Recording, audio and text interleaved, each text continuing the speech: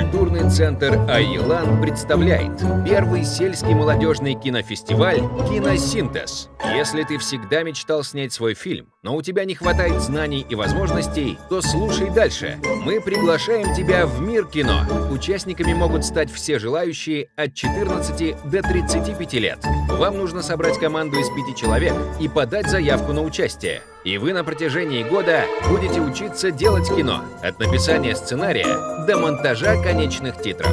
Специально приглашенные мастера якутского кино будут следить за твоим прогрессом и помогать тебе. По окончании курса ты станешь создателем своего полноценного фильма.